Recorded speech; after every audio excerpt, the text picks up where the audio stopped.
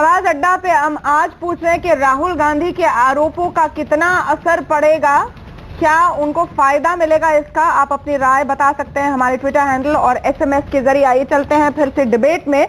आलोक शर्मा जी, आज राहुल गांधी ने कुछ आंकड़े बताए और चुनकर, क्योंकि जो सारी लिस्ट है उसमें कई सारे लोगों के नाम हैं और कई सारे आंकड़े हैं, लेकिन उन्होंने खास तौर पर सिर्फ जो सीएम गुजरात के सामने आंकड़े हैं वो सुनाए। क्या वो इस पूरे क्लेम को फॉलो अप करेंगे? क्या और पुख्ता सबूत है या यही एक कागज है जिसके बेसिस पर ये एलिगेशन लगा रहे हैं?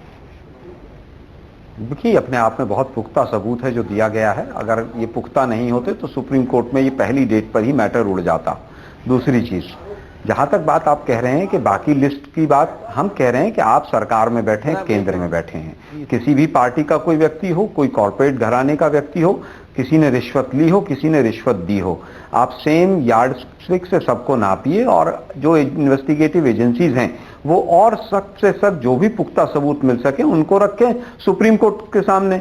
आज तो मोदी साहब को स्वयं आके मन की बात करनी चाहिए थी कि मैं तमाम एजेंसीज को ये न्योता देता हूं और उनको निर्देश देता हूं कि वो जो भी सबूत इस मामले से मिले हुए हैं उन सबूतों को निकालें और उनको सुप्रीम कोर्ट के सामने रखें। लेकिन मोदी साहब तो कहीं ना कहीं मुंह छुपा कर बैठे हैं। कभी उनके वो कॉल ड्रॉप मंत्री आकर कह रहे हैं, कभी प्रवक्ता आकर बयान दे रहे हैं। उनको चाहिए कि आज देश के सामने आकर मन की बात करें।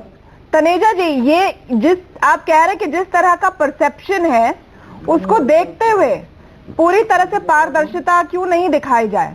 क्योंकि कुछ छुपाने को अगर है नहीं तो जांच को होने देना चाहिए।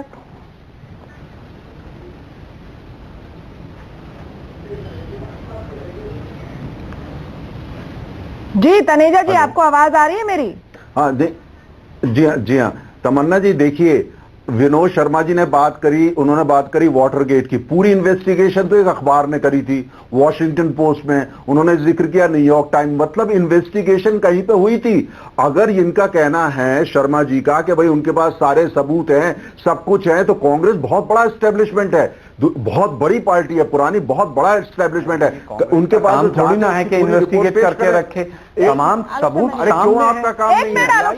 पार्टी काम करती है। आलोक शर्मा जी सुनिए, आलोक शर्मा जी सुनिए, तो अगर इतने ही गंभीर आरोप है तो कौन सा अखबार है? और आप ही करिए ना, इन्वेस्टिगेशन करिए, बताइए किन लोगों ने करी, पूरी रिपोर्ट जनता के सामने अखबार इन्वेस्टिगेशन करे। जो है जुमला पार्टी है शर्मा जी, आप जुमला पार्टी है, जुमले कसते रहते हैं। आप बोल रहे हैं कि अखबार इन्वेस्टिगेशन। आलोक शर्मा जी, कम से कम आप ओरिजिनल आरोप तो लेकर आइए, कम से कम ओरिजिनल आरोप तो लेकर आइए। समझता हूँ तमन्ना जी, पूरी तरह से जो आरोप है ये ओरिजिनल हैं। नहीं, मेरा कहने का मतलब है कि अरविंद केजरीवाल पहले बोलेंगे, प्रशांत भूषण कोर्ट जाएंगे, फिर मीटू होके ना राहुल गांधी कहेंगे कि हाँ मेरे पास भी वही है। सुप्रीम कोर्ट में अगर मैटर चल रहा है तो मैं समझता हूँ नहीं, आज किसने शुरू किया किसने नहीं किया। शरद प्रधान जी, विषय यह है कि जांच होनी चाहिए कि नहीं होनी चाहिए। नहीं, विषय ये है, लेकिन विषय ये भी है, कि क्या राहुल गांधी ने आपने टाइम दे दिया? नहीं, विषय ये भी है, जांच होनी चाहिए। आपने सवाल किया, मुझे नहीं कंप्लीट ही नहीं। बिल्कुल तनेजा जी, आप कंप्लीट कीजिए, आप कंप्लीट कीजिए। मुझे कंप्लीट तो करने दीजिए ना।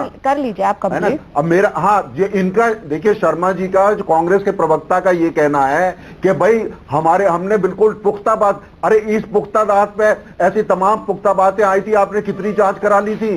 अच्छा, दूसरी बात यह कि आप बहुत बड़ी पार्टी है, क्यों नहीं जांच करते? आपको कांग्रेस की जांच करा लीजिए। अरे शर्मा जी, रॉबर्ट वाड्रा पे भी जांच कराई थी, जांच को आप रिपोर्ट को अपने नीचे दबा के हट गए। अरे बीच में मत बोलिए, आपको कांग्रेस का इनको चुप करा दीजिए, नहीं तो आवाज नहीं आ रही। हम कोशिश करेंगे। शरद प्रधान जी, देखिए शरद प्रधान जी, आप इसके आउटकम पे आते हैं कि इससे होगा क्या।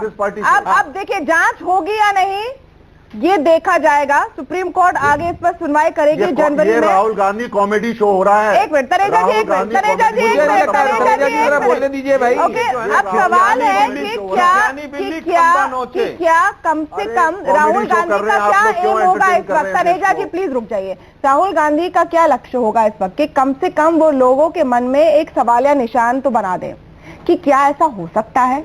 फिर बाद में जांच हो, जो निकले नहीं निकले वो अलग कहानी है। पॉलिटिक्स में उनका पहला इस समय क्या दाव है कि मैं सवाल पैदा करूं लोगों के मन में क्या वो ये करने में कामयाब उनका होंगे? मकसद ये है नहीं, क्योंकि ये डिमोनेटाइजेशन पे इतनी जबरदस्त वो चल रही है डिबेट, तो उनको लगा कि ये मौका अच्छा है कि कोई डायरेक्ट एलिगेशन मोदी के अगेंस्ट लगाते हैं तो एक शगुफा छोड़ दिया जाए बिना कॉन्क्रीट एविडेंस के, जो कि सेकेंड हैंड इंफॉर्मेशन के बेसिस पे कर दें। और मुझे एक और शक ये है कि जो इनकी मीटिंग हुई है प्राइम मिनिस्टर से, जिसमें वो अकेले गए बजाय प्रेसिडेंट के पास जाने के, सारे ऑपोजिशन लीडर्स के साथ जो अकेले गए, तो मुझे तो ये भी शक होता है कि कोई उन्होंने डील कर ली, ग्रुप के साथ गए थे और आप प्रधानमंत्री मोदी साहब के ऊपर सवालिया प्रधानमंत्री मोदी के पास वो जाके प्रधानमंत्री महोदय प्लीज बोलने दीजिए, आप ही बोलते रहेंगे कि दूसरे को भी बोलने देंगे? आप प्रधानमंत्री बोलने दीजिए में खड़ा कर रहे हैं। नहीं, एक मिनट, नहीं, प्रधानमंत्री से जाके वो मिलते हैं और उसके बाद उनका स्टैंड चेंज हो जाता है। बजाय बता रहे हैं अंत में आप इस वक्त की सिचुएशन को देखते हैं, इस वक्त की सिचुएशन को देखते हैं। आप ये कह रहे हैं क्या? नहीं, इस समय की सिचुएशन को देखते हैं जहां पर एक आरोप लगाया गया। और हर्षवर्धन त्रिपाठी, फैक्ट तो ये है कि सब लोग इसके बारे में आज बात कर रहे हैं क्योंकि राहुल गांधी ने ये कहा है।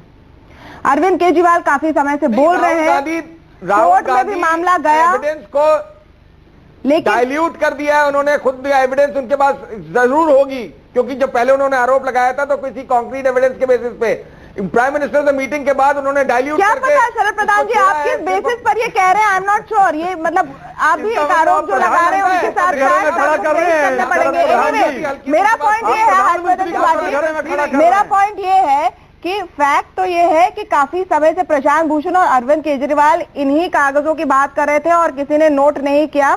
कोई बड़े मंत्री नहीं आए सामने से जवाब देने के लिए, किसी ने उनको ध्यान ही नहीं दिया। आज ये मुद्दा बनाने में क्या कामयाब हुए हैं राहुल गांधी?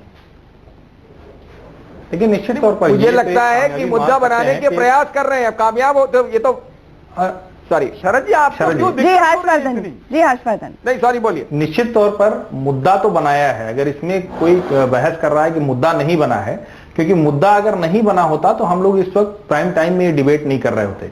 लेकिन एक जो बड़ी मुश्किल है, जिसको शायद बार बार ये डिबेट जब हो रही है तो हम लोग ये बात कर रहे हैं कि एजेंसी, अगर सरकारी एजेंसी कल को करेगी, और या हो सकता है कि सरकार में एक कहीं उसके अंदर एक थॉट प्रोसेस शुरू हो और वहां ये कहा जाए कि एजेंसी से हम जांच कराते हैं, तो जिस सरकार पर अभी तुरंत विपक्ष ये आरोप लगा रहा था कि इन्होंने अपने पसंद के लोगों को अलग अलग जगहों पर बिठा दिया, जिस सरकार पर आरोप ये लगाया जाता है कि सारी एजेंसीज पूरी तरह से सरकार के हिसाब से चलती हैं, हालांकि ये बार बार सुप्रीम कोर्ट भी कह चुका है और हर सरकार के समय में होता रहा है, तो क्या उस एजेंसी की जांच के बाद विपक्ष आरोप नहीं लगाएगा? ऐसा नहीं होने वाला है।